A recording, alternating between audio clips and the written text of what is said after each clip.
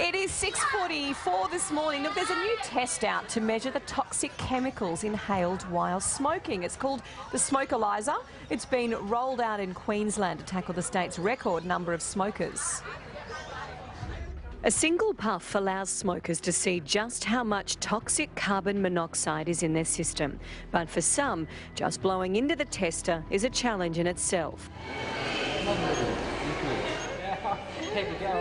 And despite being short of breath, many are still surprised to see how much of the chemical is in their body and blocking their oxygen supply. It is a bit overwhelming. I know, I've been smoking for so long. I wanted to give up, I just can't. It's a shock tactic that seems to be working. Just gets them off guard and they go, oh, gee, I never thought, I was that high. Then they start talking about, oh, gosh, I better do something about it. Smoking costs the Australian economy around $6 billion a year. It also has an enormous impact on individuals and their families, with more than 15,000 Australians dying from related illnesses each year.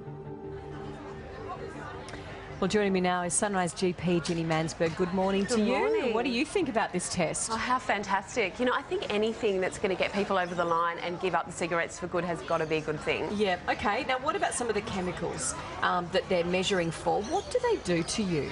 The main one that it's actually measuring is one called carbon monoxide. Now, it's a really nasty one and potentially fatal. It's the one that when people attach the hose from the back of the car exhaust into the window and knock themselves off, it's because it displaces oxygen away from the red blood cells and stops oxygen going into the tissue. So it's absolutely fatal in overdose, and it's the main one that's being measured, but it gives a good indication about some of the other potentially toxic and cancer-causing chemicals that are in cigarettes as well. OK, so what else do they need to do to smokers? So what do smokers need to do? They see this, they do this, they see what they're pumping into their system.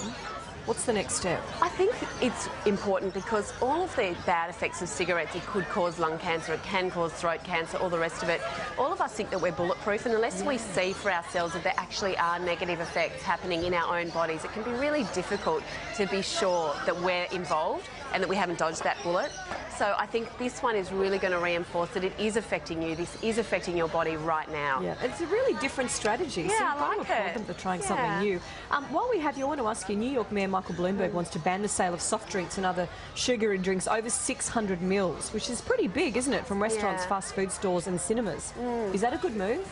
I love Michael Bloomberg. He's like the public health guru. He was the one, New York was the first ones to ban trans fats, those hideous fats that help sugar and, stuff and stay in cakes and biscuits. They banned that in New York. This guy has been on a public health mission. We know soft drinks are bad for you. We know they're linked to cancer and diabetes and stroke and heart disease. He's not saying get rid of them out of the supermarkets or the convenience stores, and he's not talking about fruit juices. He's just talking about really, really sugary drinks that we know are bad for you. Let's get rid of them. And I think that's a great idea. Especially a lot of American restaurants do the old refill for free. Once you get a cup, you can go back as many times and it doesn't end. So. And you're supersized, Yes. You order a little one and you end up with a massive one. I think this is a brilliant move. I hope he succeeds. Thanks, Ginny. Thanks.